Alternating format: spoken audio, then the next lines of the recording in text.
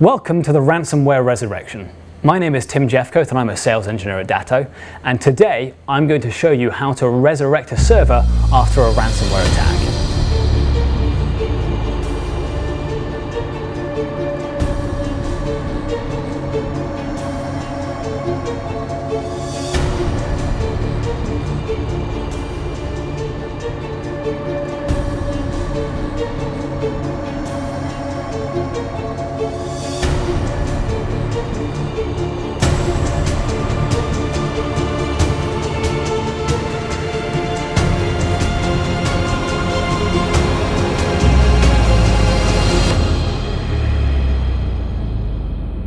Today I'm going to show you a ransomware attack in action.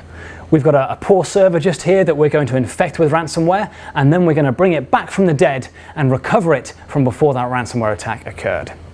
So let's take a look. Up on screen at the moment, as you can see, I have a server. This is running Windows Server 2012, at the moment one of the world's most popular server operating systems for physical or virtual environments. This is obviously a test server. It's about to be destroyed by ransomware, but as you can see, it's playing the role of a file server in this business network. So this business has a number of key documents that they're using to share and collaborate amongst their employees, and this is their business data. Unfortunately, inside of this particular organization, there's an uneducated user who has a flash drive with ransomware on it. They don't know this. The ransomware could have arrived on their drive from a different PC or a different machine, and this ransomware is unfortunately making its way onto the server. And this is in fact a very common trick that a lot of criminals will use when they're trying to get their victims to run malicious software and to fall subjects to a ransomware attack. So this file that's up on screen here is the malicious payload that our user has been tricked into uploading to the server. And what we're going to observe is exactly what happens to this document library, this file share, and these business documents when this malicious payload is run on the actual system. So this is the process of a ransomware infection taking down a machine. I've just run this payload, and it has immediately installed itself on the system. We can see it's now setting up its own files, it's running services in the background on this machine, and it's now starting to scan through the file system of this server. Once it's got itself set up, and once it's scanning through the file system of this server, it'll go ahead and start encrypting my data. And in fact, we can see it's already started doing that. Looking at the files, it's started to scramble the data with very strong encryption. Once it's finished attacking my data and scrambling all of my key business documents, it will then pop up with its ransomware note, its ransomware message. But there is no other visible signs that this attack is running on my server until this ransomware note is displayed.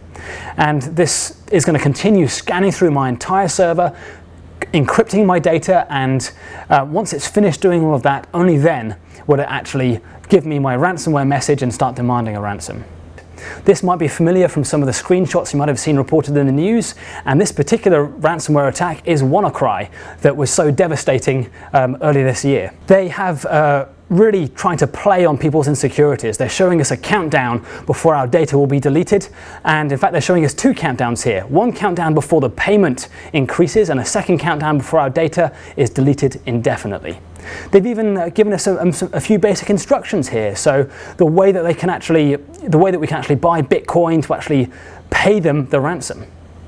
WannaCry uses 256-bit encryption for each individual file that they've encrypted. And then WannaCry will take all of those individual encryption keys and package them up into a single file, which it will then encrypt with 2000-bit encryption. And so for all intents and purposes, it's impossible to break this level of encryption. This data is toast. There's no chance of us getting it back. This server is very much dead. And that's really where Datto is able to come to the rescue. I have a Datto appliance that's been capturing backups of this server, and this will allow us to very quickly recover from our backups and to restore our data. So let's take a look. If we log into our Datto appliance, we'll be able to see the backup points that have been captured for this particular server. So here's my spooky server that has been destroyed by ransomware. And what we're going to do is quickly take a look at the actual backup points that have been captured. If we look at the recovery points, We can see that the backup point that has just been captured after the ransomware attack has been flagged by the Datto appliance. Every Datto appliance is able to scan backup points looking for signs of infection. We have 3 main tests that we run that really involve looking at file name extension changes, the metadata of the file system, and calculating the overall entropy of the server to really detect whether there are the effects of a ransomware attack. We're not looking for that specific payload, that WannaCry payload or the 𝗧cie payload or anything like that. We're simply looking for the effects of the ransomware attack rather than the payload itself. And so clearly, between the backup points that have been captured here, we've suffered a ransomware attack. Let's resurrect this server. Using the powerful restoration tools built into every Datto 𝗧cie appliance, we have the ability to spin up any backup point of our choosing and run it as a fully featured server on the Datto appliance. You can see that my most recent backup point that's been infected with ransomware is obviously not the one we're going to choose because that's the one that's dead. We're going to roll back to before the ransomware attack occurred. We're going to allocate some compute and memory and go ahead and spin up a virtual machine based on this backup point. And this process with a Datto appliance is really, really rapid. It takes a Datto appliance between 6 to 8 seconds to convert a backup point into a virtual machine and then to power it up. And we can see this process is already completed, and this little thumbnail here is a live screenshot of the backup point of this server booting up on my appliance. Let's take a look. So here we can see the server booting up on my Datto appliance. We are resurrecting this machine. It's coming back from the dead. Now that the boot process is finished, I can go ahead and log in. And this is my server exactly as it was before that ransomware attack occurred.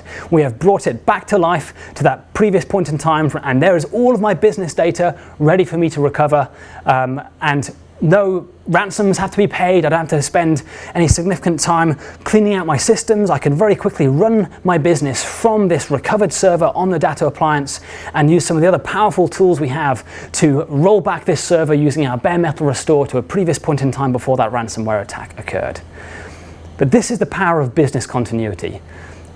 If all I had was backups of this server, I'd still be faced with significant downtime by taking this server offline, rebuilding it and wiping clean the ransomware attack, and then restoring all of my data from my backups.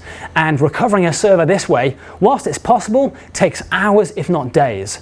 With Datto's approach and true business continuity, I'm able to very quickly recover my server in just a matter of minutes and get it up and running on my network and keep operating my business. And that then gives me plenty of time to rebuild my server using the powerful tools as part of the Datto business continuity appliance.